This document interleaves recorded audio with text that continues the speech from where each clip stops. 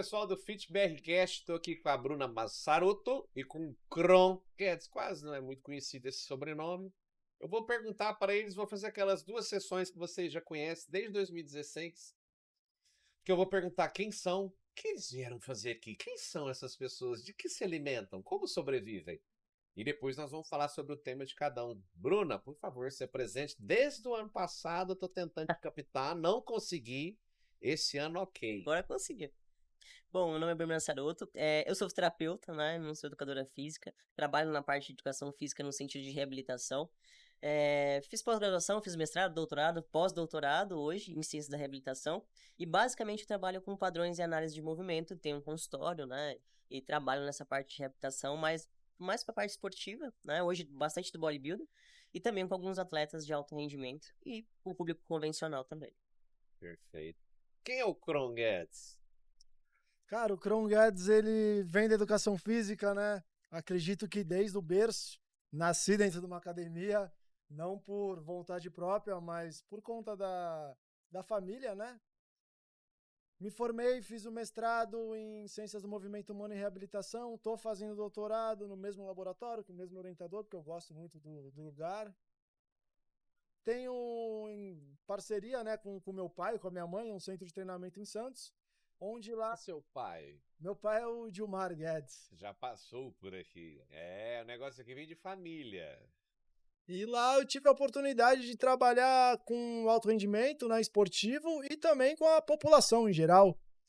E de uns 3 anos para cá sou docente da Unimes, a Faculdade Metropolitana de Santos, no curso de Educação Física, que foi onde eu estudei.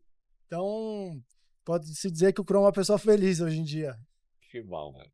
Bruna, o que vai ser o tema que você vai falar hoje para nós aqui? A gente vai falar de amplitude de movimento e hipertrofia. Então, Amplitude de movimento. hipertrofia. No caso, convencionalmente, mobilidade, né?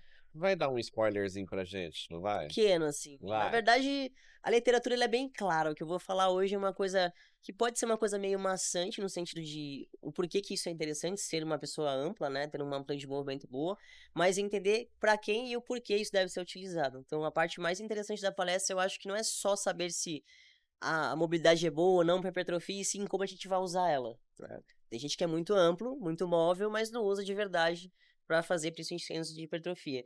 Então a gente vai falar mais ou menos disso. Pessoal, na musculação, a gente vive de mitos, né? Respondendo mitos muitas vezes. E aí o que acontece? A gente tem um atleta em Ribeirão Preto, Fernando Sardinha, você conhece ele? E aí na época o pessoal falava assim, mas o Sardinha consegue hipertrofiar assim porque ele é flexível. Depois apareceu o Mr. Olímpia, na verdade não foi Mr. Olímpia, foi o Kai Green, que bateu muito na trave também, que tinha uma flexibilidade monstra também. E o pessoal falava, mas é diferente por conta da flexibilidade. Quando acontece essa situação de colocarem como resultado a flexibilidade ou mobilidade, é muito simplório fazer uma análise só disso, né? Tipo, relacionar esse processo, esse grau de hipertrofia com essa magnitude de flexibilidade e mobilidade é muito simplório, né? É muito simplório, até porque ele é multifatorial, né? A hipertrofia é uma coisa multifatorial. Eu posso ter uma genética maravilhosa, onde eu vou ter uma hipertrofia só de treinar 3 de 10, né? E vai dar tudo certo, não precisa usar método nenhum, não precisa fazer nada. Só de fazer a pessoa já hipertrofia, porque geneticamente ela é ótima. Então eu acho, pelo menos eu penso nisso, acho que o pai do Grum também, tem gente que geneticamente já é bom. Entendeu? Então assim, Porque se ele dançar atrás do trio elétrico, ele hipertrofia, entendeu? Então eu acho que... aquelas pessoas que a gente tem uma certa raiva. Isso, você olha, o cara treina 5 vezes a cada 2 anos e o cara tá gigantesco. O que você faz? Nada. Dança aqui na banda. Isso, é isso. Mas musculação, não gosto. Não, inclusive o Sardinha está na minha apresentação. É? Sardinha, lógico, né? Falando de Tem que estar, né? Tem que estar. Tem que estar abrindo espacate. Ele vai assistir a gente, eu vou mandar essa mensagem por ele. Mano, quero conhecê-lo, quero conhecer. Vai em Ribeirão, ele tá abrindo um baita de um CT lá. Aí, Dia que você for, você fala, nós vamos lá juntos. certeza. Gente boníssima, gente boníssima. Ô, Cron, eu vi que você colocou um monte de foto lá do laboratório, mas o que eu mais gostei foi dos atletas que você trabalhou. E eu estou observando aqui, porque nós que vamos cuidando da parte pedagógica, de juntar pessoas que se comunicam com a mesma especialidade, a gente fica o tempo todo pensando nisso. E eu vi lá muita gente, lógico, você está em Santos, você curte dar uma surfadinha, que eu sei, e lógico, você se direcionou, é uma coisa que te dá prazer, é uma coisa que você gosta, e naturalmente você estaria ali. Eu vi que tinha atletas de surf, aonde mais que você foi implantando ali um pouquinho do Cron ali? Eu surfo desde criança, né? Desde muito novinho eu pego onda. Então, assim, surfar pra mim foi uma coisa que sempre fez parte da minha vida. De uns anos pra cá eu me apaixonei pelo boxe. E eu É verdade, até hoje você tá? tô faz uns 6 anos, sabe? Na porrada. Eu lembro quando você postou, eu até falei assim, uai, cara, isso é. Sim. E assim, hoje em dia eu acho que eu assisto mais boxe do que futebol na televisão. Apesar de eu ser aquele frequentador do estádio da Vila Belmiro, hoje em dia eu acho que eu assisto mais boxe do que futebol. A partir do boxe, eu comecei a trabalhar com a equipe da cidade de Santos. A gente tem representantes até, né, que hoje em dia fazem parte do camp de base da seleção brasileira. E eu conheci uma lutadora de MMA, hoje em dia de MMA, mas que vem de um bicampeonato mundial de Muay Thai na Tailândia. Então eu comecei a tentar entender como é que funcionava o MMA. Hoje em dia, eu não treino MMA, porque eu não entendo nada de jiu-jitsu, mas eu frequento os treinos e eu participo. Então, além do surf, hoje em dia essas modalidades de combate fazem parte. Essa atleta sua, quem que é? É a Tainara Lisboa. Vocês viajaram pra fora recentemente, pra uma luta. Vamos parar em Las Vegas. Ah, Vamos parar em Las Vegas. Tava até conversando com a... gastou o Prolabore lá no cassino? Não. Tu acredita que eu não joguei R$1 no cassino? Tá brincando. Juro por Deus. Parabéns, velho. Tá de parabéns. Real. Não joguei R$1. Você tá de parabéns. Não joguei. Até porque eu não sabia como é que jogava. Eu não tinha jogado, né? Não tinha Tô fazendo. configurado. Eu não sabia. Mas foi uma baita experiência. Cara, foi uma baita experiência em vários sentidos. O primeiro deles que eu tenho assim a compartilhar com vocês. A gente pensa muito no lá fora, né? Ah, mas lá fora, mas lá nos Estados Unidos. O trabalho que nós realizamos aqui é tão competente quanto o que é feito lá fora, se não até mais. Então eu imaginei que eu ia ver algumas coisas, nossa, de outro mundo. E cara, a gente faz muito bem feito. A questão é a tecnologia. Aí, pô, tu entra no centro de treinamento do UFC. Pra ela, né? No centro de treinamento do UFC não tem comparação. Quem mora lá, quem frequenta lá, tem uma vantagem. Mas essa parte do treinamento, da reabilitação, da nutrição, nós no Brasil temos profissionais excelentes, cara. Mas, ô Cron, vou te falar, lá em 94, quando nós ganhamos a Copa, nós não tinha campinho bom, não. Era só terrão, buraquento, rua. Isso aí. Agora os campinhos são tudo bonitinho. E não tá com um time parecido com aquele de 94, não, viu, cara? Eu acho que a dificuldade faz a gente vencedor muitas vezes. Mas tem a questão do treinamento também, né? Mas aí nós temos competente. O campo ruim faz você aprender a resolver situações. Hoje em dia a gente não tem mais esse problema. Hoje em dia a criança se matricula numa escolinha de futebol, ela não sabe correr. Tá nem. Ela não foi exposta a isso. Talvez você botar o celular aqui, ele corre. Exatamente. A gente estava falando disso agora com seu pai, com o Boss, porque a gente fica falando muito de especialidades. Igual toda vez que a gente fala de resistido, a gente fala de força, a gente lembra do seu pai. Então, tem pessoas que se caracterizaram pelo grau de especialização, pelo grau de especialidade naquilo, vivência. Mas a gente tem preocupado muito, não com isso, a gente percebe isso que você falou. Então a gente pega os professores mais antigos e fala assim, cara, mas o nosso problema não é isso. O problema é que nós paramos aqui, ó. Uhum. Antigamente nossas crianças iam pro parquinho e virava cambota e jogava na rua e jogava qualquer coisa, bola, como é que chama aquele da raquete lá? Taco. E hoje as crianças não fazem mais isso. Então, assim, se a gente se preocupava em como estava lá, mas aqui estava preservado, imagina agora, tirando um pouco disso, como é que vai ser daqui a um tempo. Essa é a preocupação do professor Antônio Carlos Gomes. Sim. De virar e falar assim, cara, 220 milhões, nós vamos ficar contentes com 20 medalhas? Não tem como. Então, existe muito essa preocupação do que a gente está vendo da parte escolar, que seu pai disse, né? Agora, dentro do tema de vocês, lógico que nós estamos falando de vocês, o Kron que gosta das modalidades, nós estamos falando da professora que ama a performance aqui, a gente nota pelo shape. Agora, como fazer esse pessoal, que nós estamos cada vez mais tendo uma população com sobrepeso e obesidade, migrar para essas situações de prática esportiva e fazê-las permanecerem lá? Porque às vezes a gente fala assim, flexibilidade, mobilidade, fala assim, pô, mas aí nós já estamos falando de alguém que já treina, né? E tem frequência, então e o comportamento já existe. Agora, como que a gente pode falar que tudo isso pode influenciar uma pessoa que às vezes não está preocupada com prática, não faz, ou às vezes não gosta? Eu acho que tem que ter uma coisa acessível, né?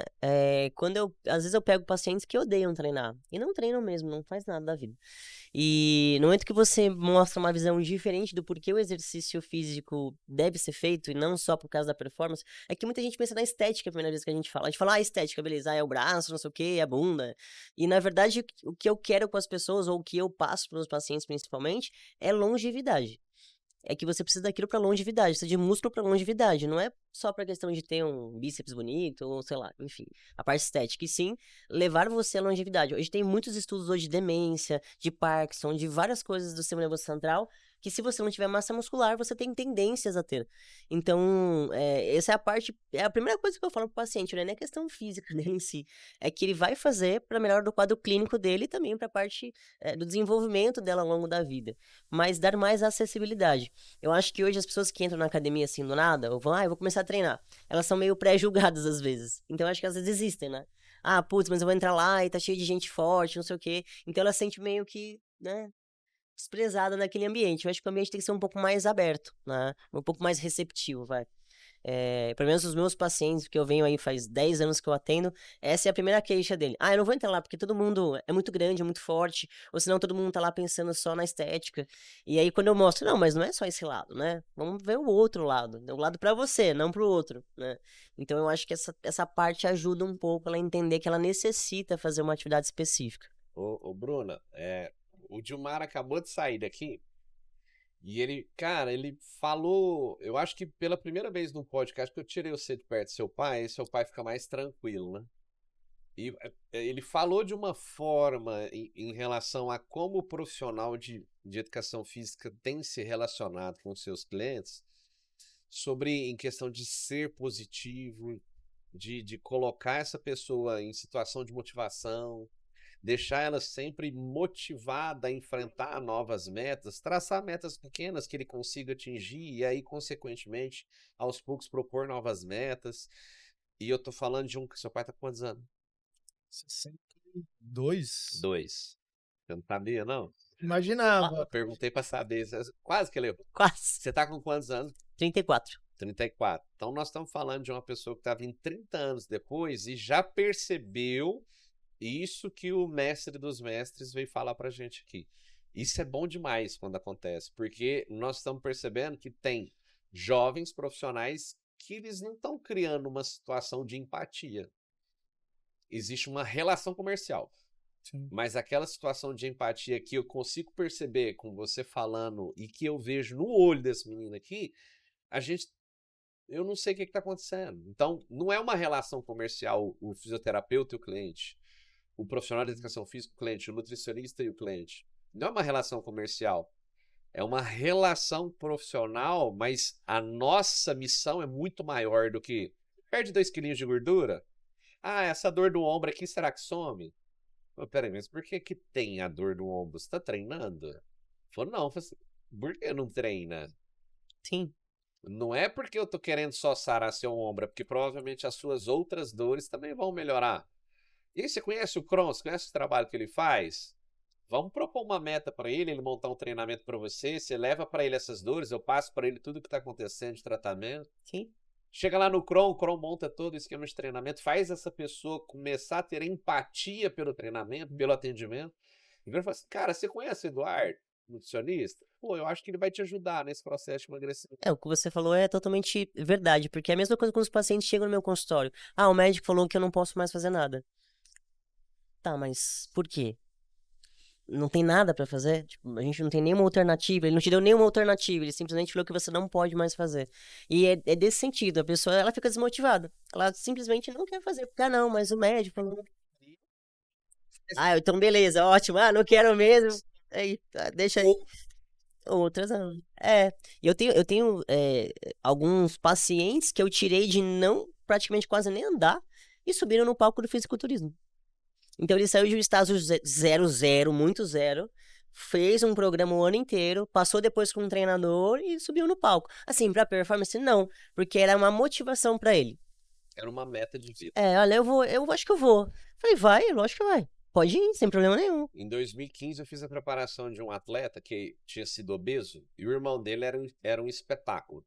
Engraçado, né? Na mesma casa, um com a genética maravilhosa e o outro não muito. E aí o que acontece? A gente associa muito o status estético com o emocional. Porque aquela pessoa que você percebe que ela não tá feliz em estar naquela situação, naquela composição atual, você percebe que tem alguma coisa errada. E aí eu me motivei por perceber que toda vez que ele conseguia fazer um processo de emagrecimento, ele se empolgava. E naquele ano, o irmão dele ia competir. Ele falou assim, você acha que eu dou conta de competir? Eu falei, dá. E aí a equipe inteira falou assim, você tá maluco? Por quê? Eu falei assim, por quê? Eu falei assim, não, você tá falando que o cara pode competir? Não pode. Eu falei, mas quem falou? Eu errei isso uma vez. Uma médica de BH perguntou, você acha que eu competir? Eu falei, você é médica, velho, você é rica, vai fazer outras coisas. E ela foi 4 vezes campeã sul-americana. Todas as vezes que ela foi campeã, eu falei assim, você me desculpa. Eu já pedi desculpa 4 vezes pra ela. Porque eu não impus nada de limite pra esse cara. Eu falei assim, você vai até onde você conseguir. E ele subiu no palco bonitinho. Não era pra ser campeão. Imagina, mas não é essa a intenção. Nunca mais ele me esqueceu. Não é essa a intenção. A intenção é você mostrou uma coisa factível pra ele. Entendeu? A mesma coisa que eu faço pro paciente. Eu nunca chego e pergunto pra ele, o que você não consegue fazer? Não, eu já sei o que ele não consegue fazer. O que você consegue? A partir do que você consegue, a gente vai dali pra frente, entendeu? E vai progredindo. O 2009, acho que foi o primeiro consenso do American College sobre obesidade. Sim. E 2024 saiu um novo, depois de mais de 10 anos. Mais de 10 anos. Então, em 2009, eles identificaram que tinha um problema. A população estava ficando cada vez com mais sobrepeso, se tornando obesa. O que eles observaram em 2024? Que isso aumentou 5 vezes. Então, a gente sabe que tem um problema, mas a gente não sabe como solucionar esse problema. E aí a gente passa, assim, em várias questões. Por exemplo, o que você busca quando você entra em um lugar, em uma academia? Cara, a pessoa que não gosta, ela busca entretenimento. Ela não vai ficar ali se ela não gostar, se ela não se simpatizar por alguma coisa que tem ali. Então, o que adianta eu criar um ambiente onde essa pessoa entre, ninguém fala com ela? Tenta entrar vocês numa academia fora dos padrões de estética que a sociedade impõe para hoje. Tu vai entrar, tu vai sentar no aparelho e tu não cabe. Às vezes tu não cabe. Tu vai passar, o professor muitas vezes não vai nem olhar na tua cara. Tu vai treinar. Se tu morrer ali, ninguém vai nem ver. E aí tu sai e nunca mais volta. Na hora de apagar a luz, tu fala assim, ué, cara. Tem um negócio ali. Tu vai num restaurante, tu come uma comida ruim, tu volta? É a mesma coisa. Então, assim, primeiro de tudo, a gente tem que tentar arrumar alguma forma dessa pessoa voltar. Essa pessoa voltando, a chance dela atingir o objetivo dela é mais fácil de acontecer, certo? E aí a gente para e pensa, vamos discutir o que é melhor, musculação, funcional, localizada. Cara, minha preocupação é se movimentar, meu filho. No primeiro momento, se mexe. Porque, na verdade, se a gente for parar para pensar, o ser humano ele é movimento, né? E aí depende de uma interação entre os sistemas. Eu me movimento, já estou fazendo alguma coisa, quebrei a inércia. Depois eu melhoro esses sistemas. E aí o cara, de repente, ele se envolve em uma modalidade, seja esportiva ou seja de treino. O que ele vai pensar?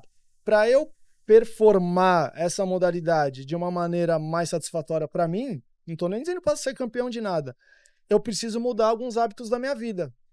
E aí, às vezes, o cara começa a fazer essa mudança. E aí você influenciou diretamente na melhora da qualidade de vida de uma pessoa. Outra coisa que ajuda bastante, essas aulas coletivas, tu cria um vínculo, tu cria uma amizade. Sim, socializa, né? Hoje em dia, lá no DKG, a galera fica me pedindo camisa. Cadê a camisa pra eu ir na praia? Cadê a camisa pra fazer não sei o quê?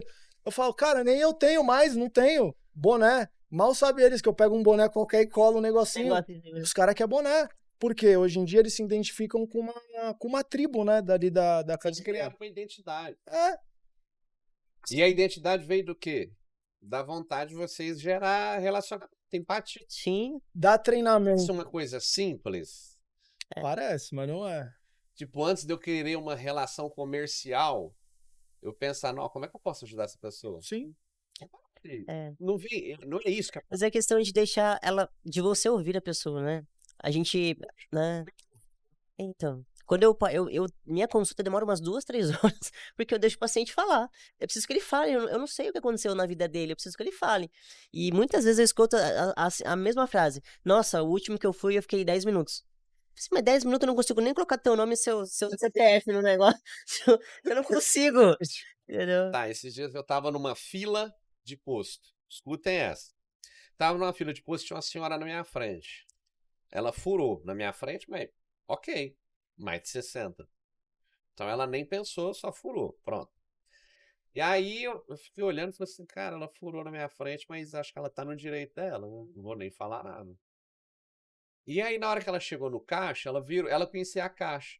Falei assim, eu não te vejo aqui faz uns dias, o que aconteceu? Aí a menina do caixa falou assim, meu irmão morreu. Ele falou assim, ai, meus sentimentos, não sei o quê. Começou a conversar. E ficou.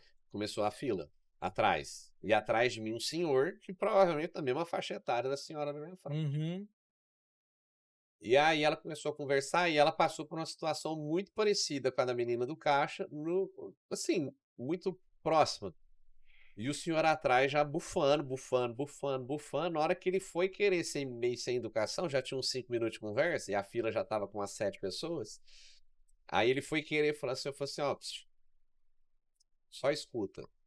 Aí eu coloquei ele do meu lado aqui assim, aí ele ouviu o que era o assunto e a mulher do caixa já começou a chorar. Aham. Aí ele ficou meio sem graça assim, deu um passo pra trás. Coisa de 30 segundos, ela falou assim, filha, eu vou porque já deu fila, ó. Passa aqui, Deus te abençoe, não sei o quê. Tirou uma oração da bolsa e entregou pra ela. A senhorinha saiu. O cara que tava atrás de mim queria comprar um cigarro. Então ele tava com pressa porque ele quer se matar mais rápido. Também. Na hora que eu paguei minha conta, eu saí, ele pagou e falou assim, menino, vem cá. Ele falou assim, me desculpa, viu? Hoje realmente ninguém tem tempo pra ouvir a gente. Eu falei assim, você tá precisando ser ouvido? Aí eu falei assim, meu filho, a situação tá... E ali ele me pegou mais 25 minutos de conversa. Aham. É. O que eu tô querendo dizer com isso é, nós não sabemos ouvir os mais velhos. Sim. E a partir da hora que a gente começa a entender que isso é importante, primeira coisa, a gente muda o nível nosso de paciência e de entendimento, a gente começa a assimilar que não somos só nós que temos problemas, Sim. as pessoas têm problemas e piores que os nossos, e a gente deixa de aprender muita coisa com isso. Verdade. Para ter uma relação comercial, cara, me parece muito pobre. Entendeu? Então, quando eu vejo você, Bruna, me falando isso, cara, meu coração fica até... Aqui é fit peixinho. Parece que ele tá repetindo as mesmas coisas que o pai dele sentou aqui agora. É que eu li muitos livros do pai dele, então eu tô reproduzindo a mesma coisa. Eu fico feliz porque nós estamos renovando uma leva de profissionais que aqui estão. E quando os que aqui estão têm a mesma comunicação, isso é muito satisfatório. Para o evento, para a comunidade e para as pessoas que estão em contato com a gente. Mas às vezes eu penso que hoje em dia a gente vê umas discussões na internet assim que a única coisa que eu consigo encontrar é que é para alimentar o próprio ego. Porque ali tu não tá ajudando ninguém, só tá alimentando o próprio ego. Informação. Aí eu vejo muito na graduação. Um profissional renomado, um profissional com bastante contribuição na profissão, deixando em dúvida um monte de garotos e garotas jovens que ainda não têm esse nível de conhecimento e por causa de uma postagem que ele acaba vendo, confunde tudo e aí ele cria o quê? Vira igual o time de futebol. Ou é esse lado ou é esse lado. Eu acredito nisso ou não acredito. E, cara, na verdade não. Tem vários caminhos. Nem Imagina. Porque chegar no mesmo objetivo que a Bruna em um caminho diferente. Eu queria falar, o objetivo às vezes ele é o mesmo, mas as formas de chegar lá são diferentes. Né? Então, com o paciente é a mesma coisa. Às vezes o paciente, eu quero fazer tal coisa, mas a gente vai dar uma volta para chegar lá. Tem um outro que vai conseguir mais reto, mas você vai ter que dar uma volta, entendeu? E tudo bem. Só que o que ele falou é verdade. Às vezes a briga é uma briga de ego e não agrega nada. Não vai mudar nada na vida das pessoas. Só na sua começou a falar uma coisa que é desnecessária. E eu, que nem ele, como eu dou aula na pós também, dou aula na graduação em algumas graduações, a gente pega essas postagens, né? A pessoa não sabe nem o que ela mesma está postando. O assunto que ela chutou um assunto ali e falou o que ela acha e tudo bem, entendeu? Então nem interpretar o artigo em si, a pessoa faz isso. Ela lê ali, como você falou, resuminho. Ah, mas eu isso aqui. Esses dias aí daqueles que falam assim, porque isso, e pão artigo, e pão artigo. Falei, caraca, pra fazer um vídeo de 1 minuto ele leu estudo de artigo. Tive interesse, fui lá e abri, o artigo não tinha nada a ver com o que ele tava falando. Ó, 90% das vezes. É porque entra assim, a pessoa ela acaba virando coautora do artigo, né? É. Ela vê lá e a conclusão do artigo é X. Aí ele mete uma vírgula. Logo, tananana, entendeu? Aí vira coautor do artigo, Eu trabalho com prática baseada em evidência, eu trabalho com revisão sistemática, né? Revisões sistemáticas a gente critica a ciência, na verdade, né? Porque a gente procura coisas dentro dos artigos específicos. E tem uma revisão muito interessante do quanto os artigos, eles são fidedignos àquilo que eles estão falando, né? E a gente tem um extremamente muito alto, só 5 a 8% dos artigos que a gente pode confiar. Que eles foram bem feitos metodologicamente, né? Então, assim, mais ou menos uns 5 a 8% são bons. São bons, são bem escritos, tem metodologia válida, né? Atenção você que está nos assistindo, que gosta de ver aquele influencer postando artigos com resultados logo após sem nem mesmo ler. Você que vê esse vídeo e não baixa o artigo que é citado no vídeo, uma informação da professora Bruna Massaroto para vocês. Revisão sistemática, fala de novo. 5 a 8% dos artigos são confiáveis. Que bom. Se o cara da estatística for bom, mostra o que ele quer ali. É isso mesmo. É isso. Nós não precisamos nem estender, você falou tudo. Nós não precisamos nem estender. É absurdo. O papel aceita qualquer coisa. O meu orientador, ele é aquele cara muito gênio na estatística. É assim, absurdamente. Tanto é que ele é fisioterapeuta e do nada ele lá no laboratório, pessoal, assistam minha banca de TCC. TCC do quê? Tô me formando em ciências de dados. Tá louco?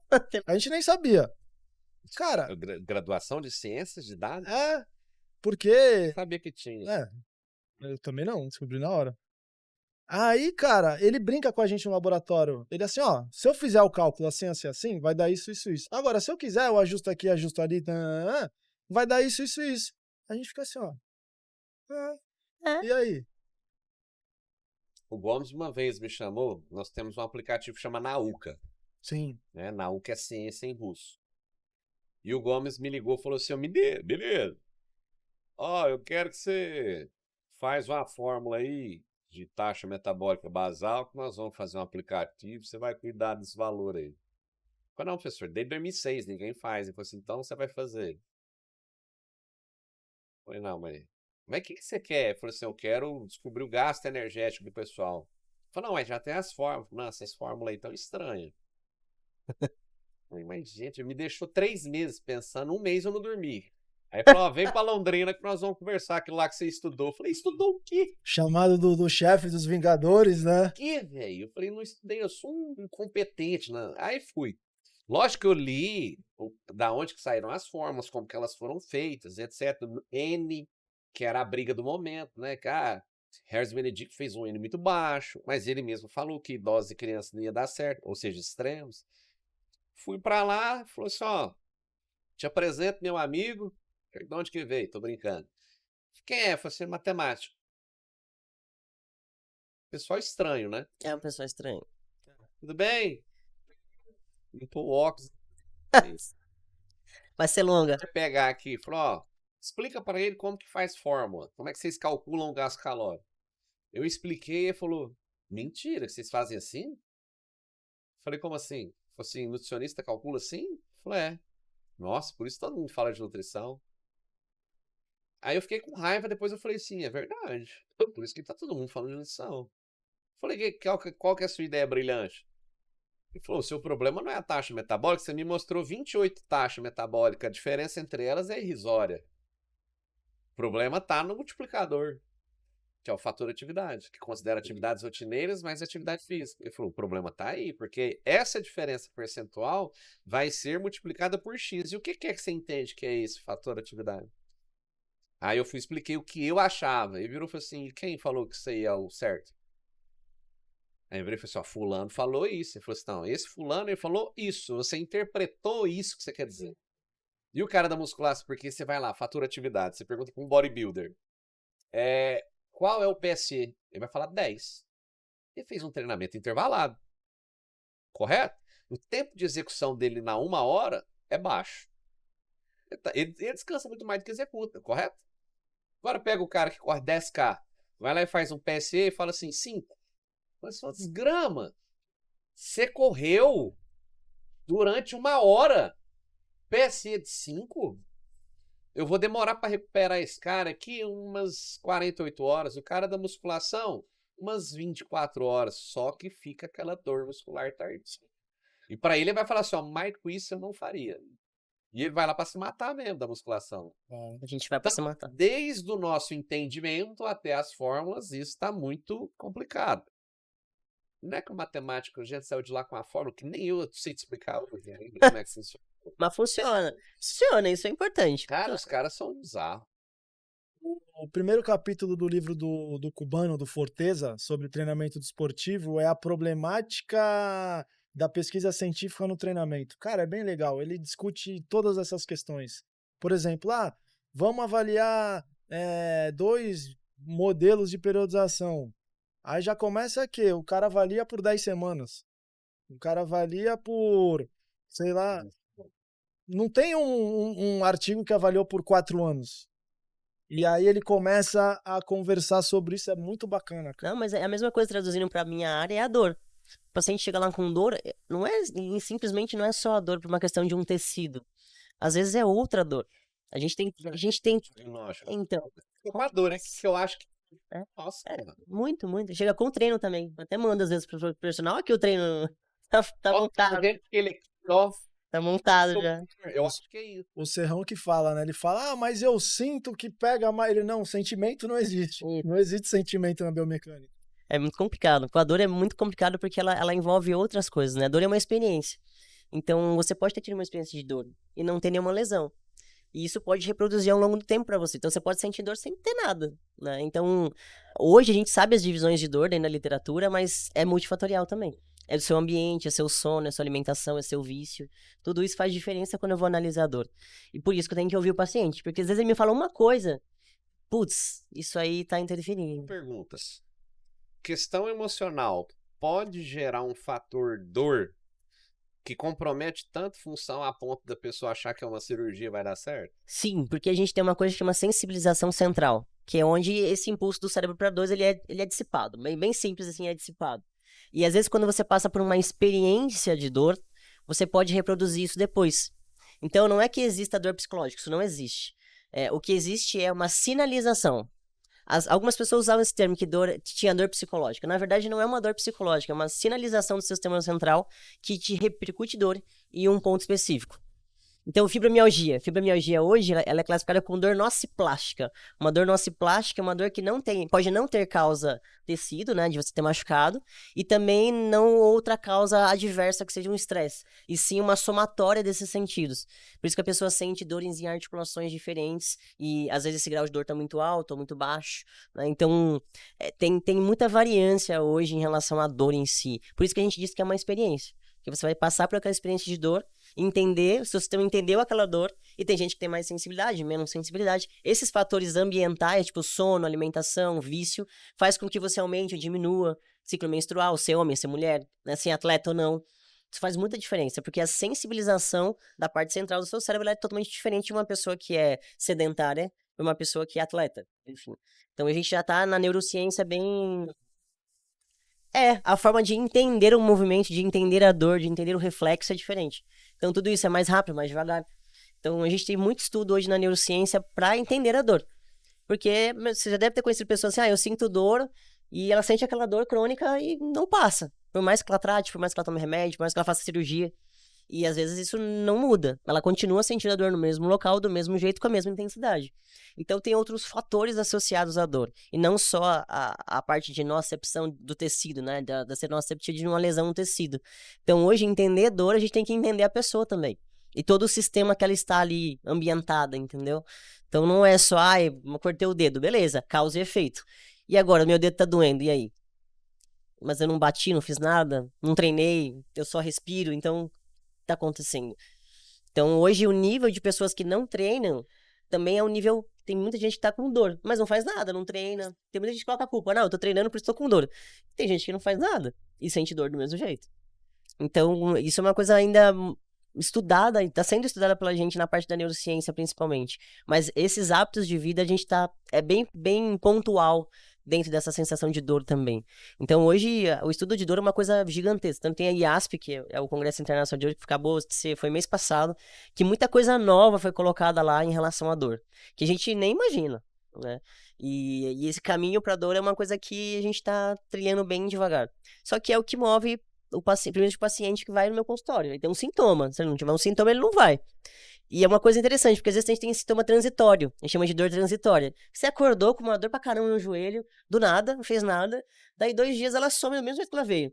É uma dor transitória. Não quer dizer que você tenha tido uma lesão, né?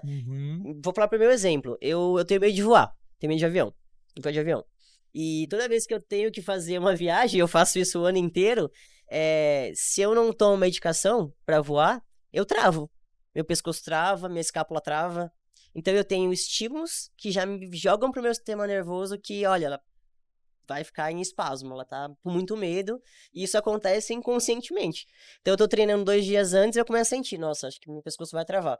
Eu vou viajar. Agora, quando eu tomo a medicação pra viajar, eu fico bem. No caso, eu tomo medicações psiquiátricas, né, pra viajar. Mas aí eu fico bem. Agora, se eu for, assim, no pelo, não tomar nada, com certeza, ou na ida ou na volta, eu vou travar. Porque eu fiquei muito... Meu sistema ficou muito espasmático por conta do medo, né? De fazer uma coisa que eu tenho muito medo de fazer. Então, as pessoas, elas são muito complexas. Então, não dá pra você entender a pessoa em 15 minutos. Nem 10 anos, mas uma consulta digna ali, você consegue entender, pelo menos, o sistema de como ela funciona. E isso te dar informações muito boas, assim, pra tratar, pra entender, pra poder falar, olha, vai lá, você vai treinar, não, mandar alguém pra treinar com você, passar pra um personal, que é o que eu faço. Os pacientes que saem de mim, eu mando direto pro personal, olha, faz com esse moço aqui, que ele vai te ajudar. E cada um tem um perfil, né? Eu não vou mandar um paciente com um perfil, às vezes, que não gosta muito de treinar, pra um treinador que não tem paciência, entendeu? Então, é uma coisa muito variável, assim. Mas é legal, porque a cada paciente eu entendo uma coisa melhor, pego uma informação melhor, e isso vai me criando um pouco de memória, né? Em relação aos pacientes também. Cara, essa aula, Muito louco. olha o que a Bruna falou. E para você conhecer o seu paciente, você precisa entender o ambiente que ele tá. Para você entender o ambiente, você precisa ouvir. Eu acho sensacional, e agora fez muito mais sentido quando eu aplico questionários. E aí tem questionário de estresse, questionário de humor, tem questionário de dor. Aí tu pergunta, questionário de dor. Aí o aluno vira assim pra tu, mas é dor da vida ou é dor do exercício? Calma, quer sentar, quer conversar? Mas porque são vários fatores. É igual treino, que às vezes assim, a gente treina.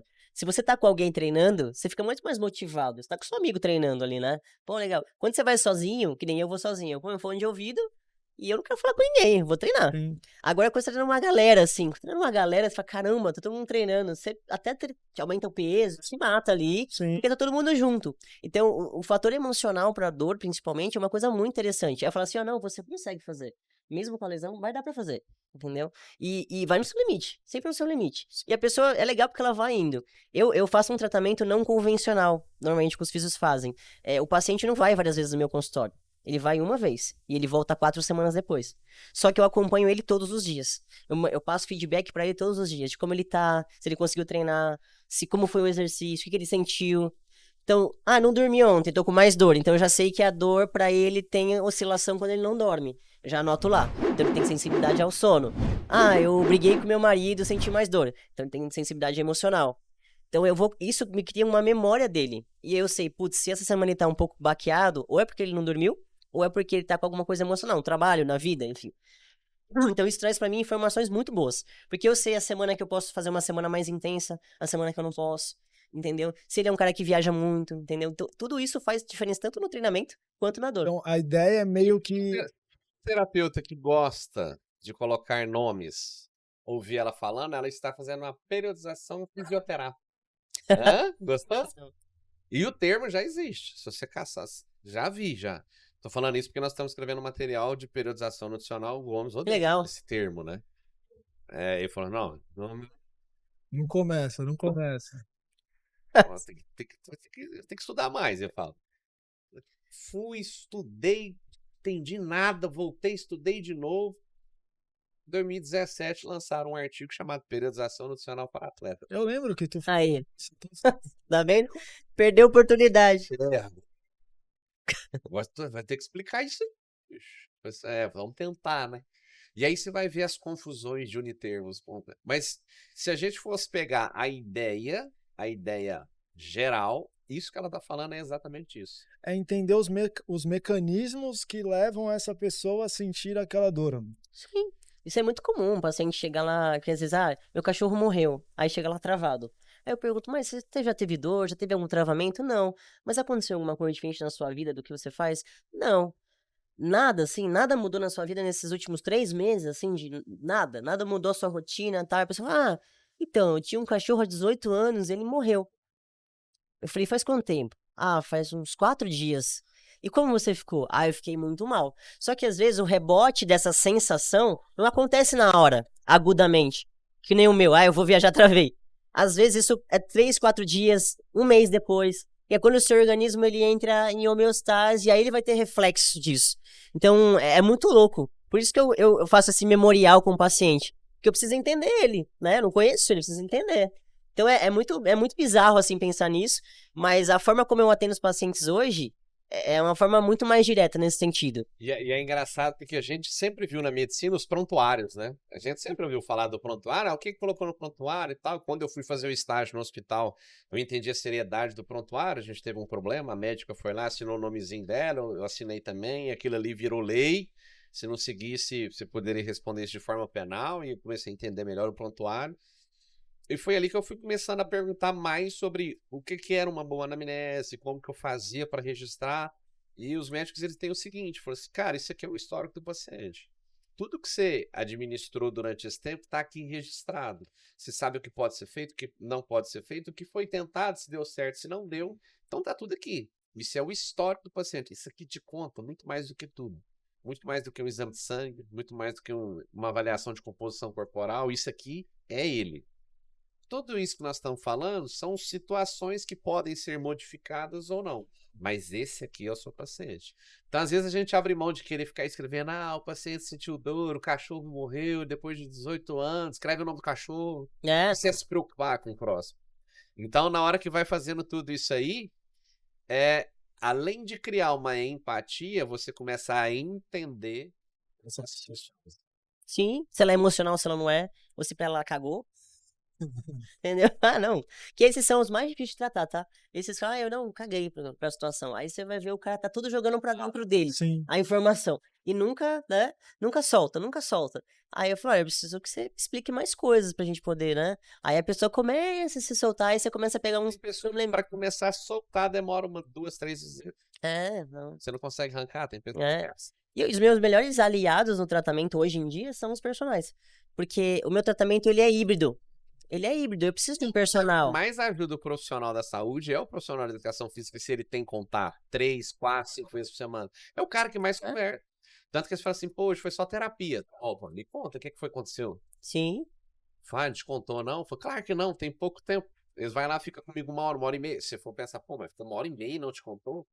Mas fica 1 hora que você todo dia.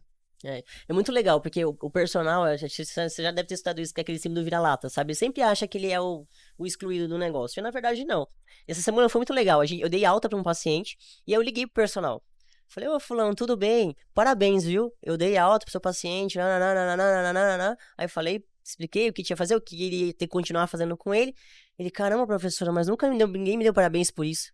Falei, pô, mas você que fez o tratamento todo, ele treinou com você todos os dias, ele fez o acompanhamento, ele só fez o tratamento e o treino porque você estava fazendo com ele. A única coisa que eu fiz foi direcionar.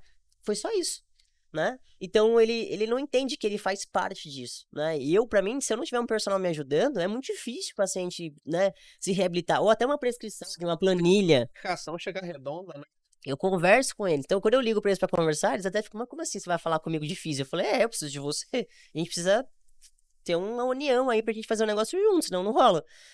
Dessa forma que eu atendo hoje, né? Eu não faço convencional. A pessoa tem que querer ficar boa. Senão não adianta.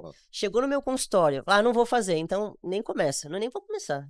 Você pode pegar suas coisas e procurar outra pessoa. Tá tudo bem. Comigo você vai ter, proatividade, você vai ter que fazer. Né? É suor, entendeu? Vai ter que ir lá suar, vai doer, não sei o quê. Mas você vai criar ali uma resistência àquilo. E aí você vai fazer. Então hoje, eu deixo bem claro pro paciente, você vai fazer? Se você não for fazer, a gente para aqui, tá tudo certo, me paga a consulta, vai embora e procura outro profissional. Porque comigo você vai treinar, você vai fazer, entendeu? Então eu até às vezes dispenso alguns pacientes porque eles não querem fazer. Eles querem fazer choquinho, eles querem fazer massagem. Então isso daí tem o Instituto Embeleze, você vai mais lá, tá tudo certo. Mas um dos motivos de eu ter ido para Las Vegas, para ficar no corner lá da Tainara, foi exatamente isso. Porque ela se lesionou durante um treino lá. Ela falou, não vou cancelar a luta. Falei, Tainara, eu consigo te fazer lutar. Vai doer, tu não vai lutar no auge da tua performance, mas tu vai chegar lá lutar, mas tu vai me ver todo dia. Eu falei pra ela, tu vai treinar o que tu mais odeia. Tu vai ficar com a bunda muito forte, que eu vou trabalhar tanto teu glúteo pra segurar isso daí, pra tu lutar. Eu vi ela todo dia. Aí, o MMA são vários treinadores de várias modalidades diferentes, né? Aí ela chegou pro Bruno, pro marido dela, falou, cara, eu acho que o Kron tem que ir. Aí o Bruno, eu também, porque tirando eu, que sou head coach, é a pessoa que você vê todo dia. Ele já te conhece, ele já sabe quando tu tá estressado, ele já sabe quando tu tá bem, ele já sabe quando tu tá mal. Então já chegou numa relação que ela chega pelo oi que ela me dá, eu já sei. Hoje vai ser uma bosta, sabe? Porque é diariamente. É isso. Criou um relacionamento, criou empate. E no surf também, eu tenho uma passagem que um dos meninos, ele tava competindo na piscina, e tava eu e o técnico, né, o Pedrinho, o Pedro Souza, que é o técnico deles, e ele errou coisas que eu nunca vi ele errar o que ele errou. E ele tava com uma pressão muito grande, porque ele precisava fazer um resultado. Aí o Pedro, Kron, corre lá, fala alguma coisa pra ele, porque na piscina dá, né, pra tu chegar. Sai correndo. Ele me fez 5 perguntas em 10 segundos. Falei, cala a boca! Aí ele arregalou, que ele nunca me viu estressado, gritar. Arregalou o olho, eu falei, tu faz a mesma coisa todo dia, tu nunca erra. O que tu vai fazer agora? A mesma coisa que você faz todo dia, que eu já vi tu acertar 1 milhão de vezes. Dropa, bate, rasga e aerosão. Tu faz isso todo dia. Beleza. Fez o que precisava fazer, tirou um 9 alto, passou a bateria. Por quê? Cara, porque às vezes falta uma palavra ali de alguém de confiança, sabe? Só um empurrãozinho. Você consegue. Falo que assim, eu tenho essa situação em casa, vocês também devem ter, aquela situação do pai ou a mãe falar sempre a mesma coisa, de repente um dia faz assim, ó. É verdade. Sim. É verdade. Isso. Então assim, a pessoa ela tem o time dela pra ela conseguir aceitar e entender. Sim. Porque ela precisa primeiro aceitar que aquilo ali vai ajudar ela e se... Caraca, né, que é? Imagina se fosse usar um protocolo pra todo mundo igual. Que várzea que seria. Aí, como você falou, uns vão conseguir em 1 mês, os outros vão ficar 10 anos. Entendeu? É por isso. Por isso que não dá pra você ter 10 minutos e olhar pra pessoa, perguntar o nome dela, o CPF, a religião, porque isso pra mim é importante também. E aí, acabou a consulta. Então você tem uma tendinopatia, a gente vai fazer assim, ó. Não dá pra fazer isso, entendeu? Então hoje eu prezo pelo tempo e qualidade do meu trabalho. Então eu gasto tempo. Eu gasto tempo com o paciente, eu gasto tempo com a pessoa. Deixa eu falar um negócio pra vocês. Nós temos que encerrar. Eu ficaria aqui de novo mais umas 3, 4 horas. E quando é os dinossauros, eu falo pra eles mandarem um recado pra quem tá assistindo a gente. Como vocês são novos, assim... Muito obrigado. Eu sei. eu vou perguntar uma coisa pra vocês. De pessoas que estão aqui ou que podem não estar aqui dessa vez, que são referências pra vocês. E qual o recado que vocês dariam pra geração de vocês? E fala assim, cara, não tenta assim, faz assado. Eu acho que a gente tá errando isso, vamos acertar e tal. Bruna. Olha, eu tô engatinhando ainda, né? Mas, assim, todo mundo aqui, eu posso falar isso com privilégio mesmo. Todo mundo que está aqui na IRSA, né, que vai palestrar, foi meu professor. Ou eu já assisti uma aula, ou eu já troquei uma ideia, né? Então, eu acho que pra mim, referência são todos. Todos porque eu comecei agora também, então pra mim eles estão num patamar muito mais elevado do que o meu. E eu espero chegar lá um dia. Mas pra mim as referências são todas. Eu acho que todos eles têm um traço, uns que eu fui mais próximo, o pai do Kron, que eu conheço há mais tempo, outras pessoas que eu ministro aula, então eu tenho um contato melhor. Mas todos pra mim são uma visão onde eu quero chegar. Agora, um recado, na verdade, que eu tenho, principalmente na minha área, tá, de terapia, eu acho que na educação física também, mas é ter mais empatia com a pessoa em si, né? Ouvir. E como você falou, as pessoas têm história, e essas histórias elas trazem informações importantes pra gente, pra nossa vida e pro tratamento, pra nutrição, pra qualquer coisa. E eu acho que ouvir as pessoas vai fazer muita diferença. Eu acho que o protagonista, quando a gente é profissional, é a outra pessoa que te procurou. Você tá ali só ouvindo ele falar dele, né, de toda a vida dele, de todo o teatro que é a vida dele. E eu acho que isso é uma parte importante. Eu acho que ouvir é uma parte muito importante. E a partir do que você ouve, você vai tirar as conclusões dentro da ciência, na melhor forma possível que você consiga, mas eu acho que ter mais empatia mesmo com o próximo, assim, deixar com que ele consiga mostrar quem ele é para que você possa ajudar ele de uma forma mais específica. Eu acho que essa é a melhor parte, não fazer um negócio fast e rápido, né, onde você não consegue nem perguntar o nome ou sobrenome da pessoa e já, aí vamos fazer, vamos lá. Então acho que isso é uma parte importante para você ter um pouquinho mais ter qualidade no trabalho, obviamente. Kron. Pô, meu pai não conta, né? Conta? Não, meu pai, porque além. Até porque a outra referência que você vai falar foi aluno do seu pai. Ah, É. algum, é. Não, mas assim, o meu pai é bom, cara. Você acha? Nossa, ele é bom. Tu assiste uma aula dele e tu fala, caralho, o cara é bom mesmo. Cara, eu tô te falando sério. Você vai assistir o episódio dessa vez do podcast, você fala assim, caraca, meu pai fala. Não, mas é assim, é verdade, assim, às vezes eu perco um pouco essa noção de estar tanto eu escuto assim, mas, cara, às vezes eu. É, teu pai, né? E eu paro pra assistir realmente uma aula dele e tu fala, caraca, é diferente. Mas é muito louco, né? Porque eu vejo muito assim a galera mais nova, meu ídolo é aquele jogador, meu ídolo é não sei quem, Cara, eu acho que praticamente os ídolos que eu tenho estão todos aqui, na verdade. Ao mesmo tempo que eu tenho uma relação de amizade com o Antônio Carlos Gomes, com o Mário, com o Pose, eu ainda paro assim do lado e falo, cara, esse cara é foda, né? Tipo, pô, o cara é diferente. Então tem vários desses aqui, o Serrão, o Cauê. Então são pessoas, e com certeza eu vou esquecer alguns, mas são pessoas que me inspiram assim a ser melhor, né? E se eu tivesse que dar um recado pra galera assim de hoje em dia, da nossa geração e até mais novo, primeiro de tudo, cada um tem o seu tempo. Eu sou uma pessoa que eu nunca deixei, por exemplo, de pegar onda pra estudar, mas eu sabia das minhas responsabilidades. Eu tenho que estudar, eu tenho que fazer. Eu quero surfar, então vou arrumar um tempo para surfar e eu vou arrumar um tempo para estudar. Cada um tem o seu tempo. Outra coisa importante é ouvir os outros também. A gente tem dois ouvidos, né, e uma boca. Então a gente escuta mais e fala um pouquinho menos. Porque se for para falar besteira, é melhor ficar quieto.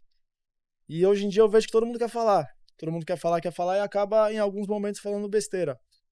Então eu acho que é isso, cara. É seguir o seu caminho, saber cada um ter o seu tempo, não se comparar tanto com os outros. E dinheiro é importante? É importante. Mas se você fizer um bom trabalho, se você não for só mais um, se você tiver uma pretensão de, pô, quero ser bom naquilo que eu faço, o financeiro vai acompanhar de maneira natural. Pessoal, gerar empatia, entender, ouvir, cada um tem seu tempo. Bruna, prazer. Vou te ver mais vezes. Kron. Eu também, cara. É o cara mais elegante do evento inteiro. Pessoal, FitBR Cast, os melhores profissionais do fitness se conectam aqui. Um abraço.